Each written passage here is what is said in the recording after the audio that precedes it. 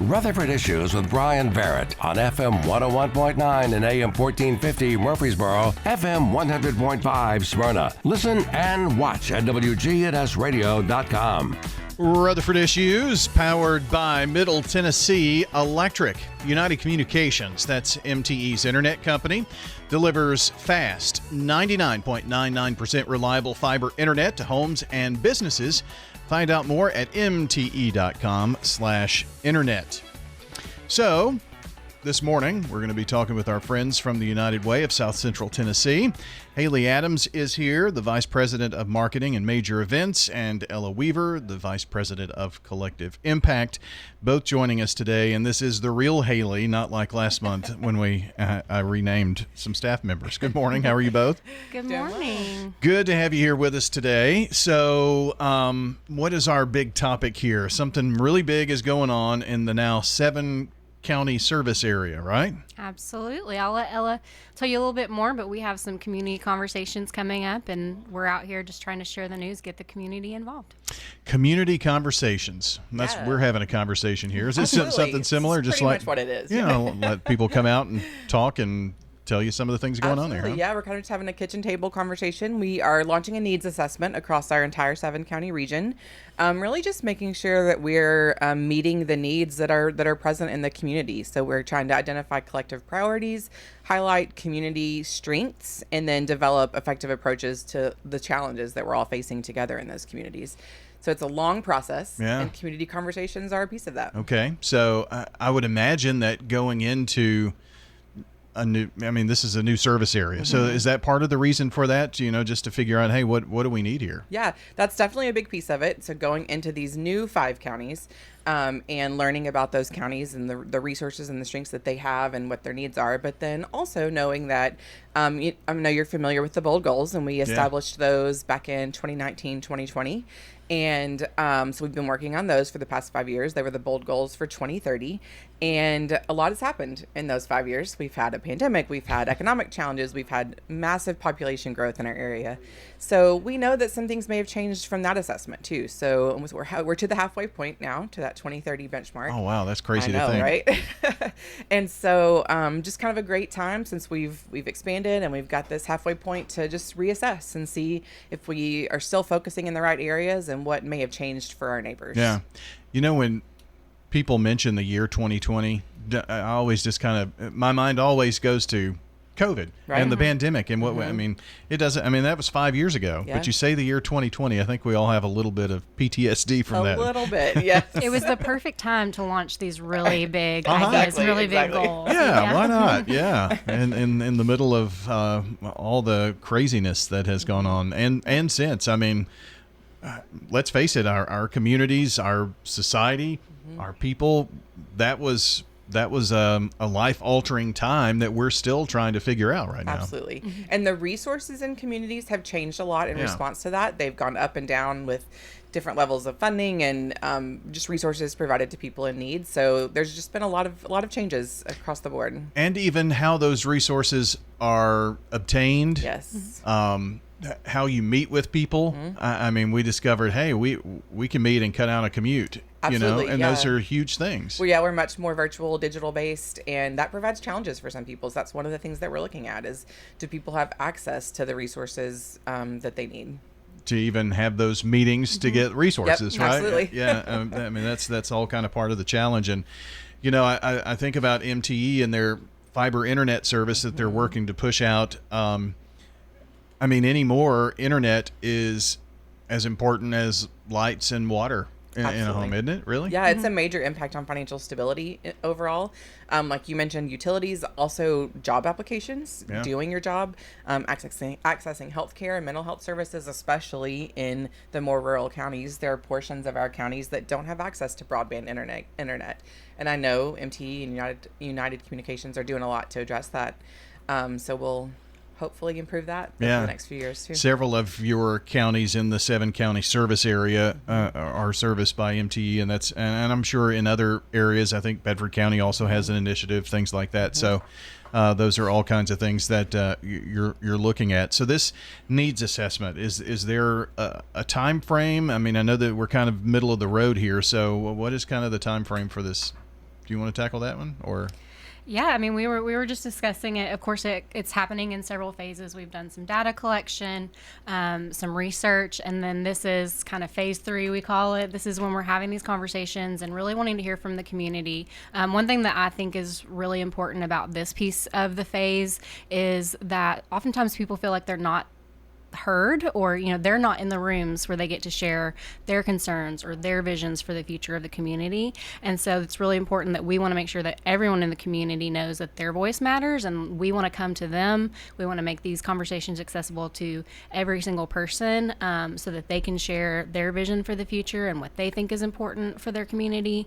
But beyond that, once we get all of these conversations and the data collected, we're hoping to maybe by the end of fall, beginning of next year, we'll be able to roll out some initiatives and strategies on how we're going to take all this information and move forward with some strategic plans that we can share with our community members, other business leaders, and really make a big plan moving forward next year in 2026 of what our next goals will be. Yeah, it's kind of Bold Goals 2.0. Yeah, maybe we'll figure out a name for it. But Bolder goals. How about that? What's that? Bolder goals. Bolder goals. I like that. And then you can have the boldest goals. Right. And We're testing it.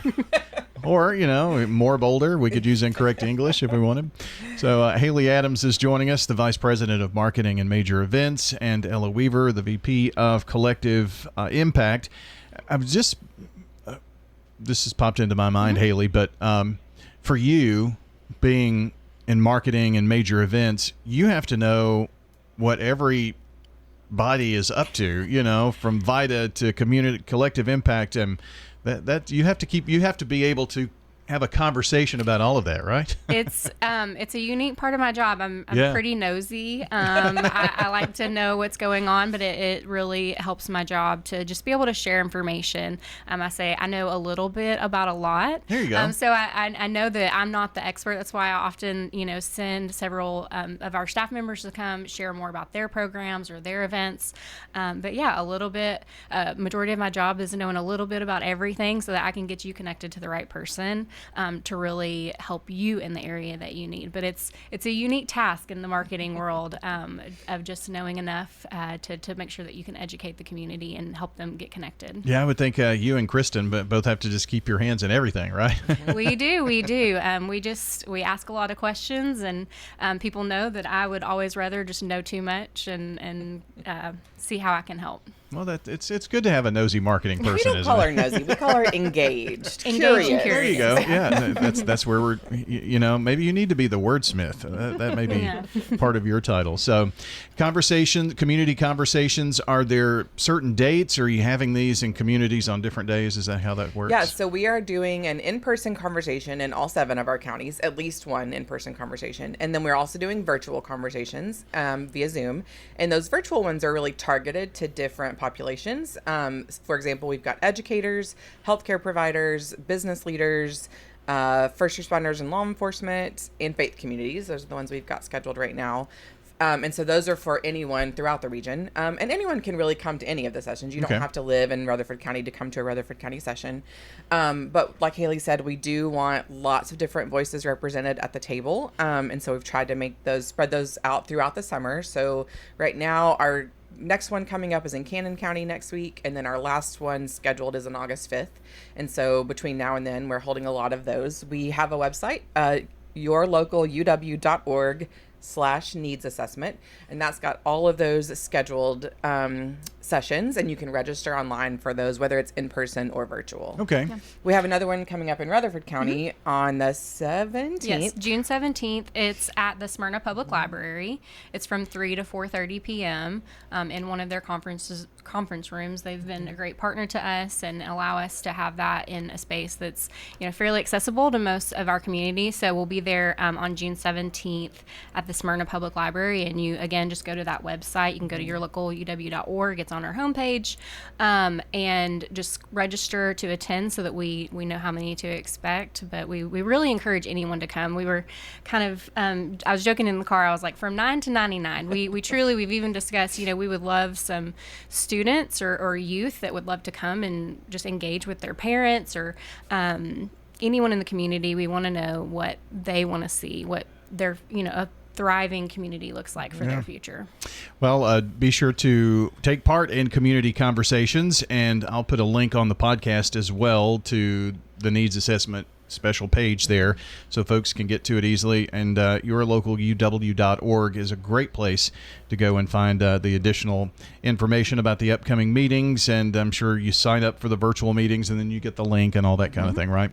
And we are also, I want to mention, doing a survey. So if you can't come in person to a conversation or join one of the virtual sessions, you can complete a survey that just asks some similar questions. So we're able, again, to make that accessible to everyone who may not be able to be live and present at those. Very good. And the next Rutherford County in-person meeting, June 17th at the Smyrna Public Library. So be sure to stop in for that, register for that, and then stop by so everybody knows what's going on. So, Haley, school kids and parents, they're just not going to like it when we start talking about Stuff the Bus. But, I mean, school's just been out. I mean, it's not even been a full week, and we're talking about it. So, well, yeah, just really quickly, I do want to promote. We will have Stuff the Bus going on all summer long in addition to these community conversations. We're going to kick that off on June 25th. So, Stuff the Bus, this is our 14th year. We collect school supplies for the students in our community. Oftentimes, that is a real strain financially on getting those school supplies for students. And so we're able to provide a backpack full of supplies to our school systems. We work directly with the school systems to get them to the students in need.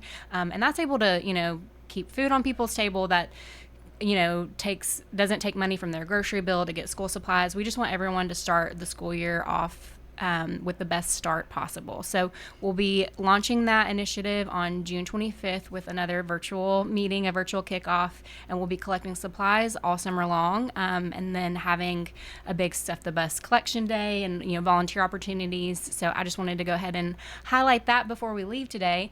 Again, just visit our website, but we would love to have the community's help and support in collecting those school supplies before school will be back before we know it. I want to enjoy the summer while it's here, but you've got to collect those supplies while we can, and then we'll have them in students' hand before they start in August. There will only be a few weeks, and then, after the 4th of July, it's school supplies in store. So yeah, exactly. So we want everybody to be collecting them. We've done several thousand supplies. We average about 25 to 30,000 supplies collected each year because you think about how many students we have in Rutherford County and in our full 7-county service area as well now. So we are just hoping, like we said, to get everybody started off right at the school year after we enjoy a really good summer. Yes. Great summer, yes. And a great summer of conversations. That's exactly right. So don't forget community conversations, and I'll put a link to Stuff the Bus on there as well for those reluctant parents who will click on it to get school supply stuff because they're on vacation right now. But they'll be back, and they'll watch the podcast, and we'll get them all situated there. So,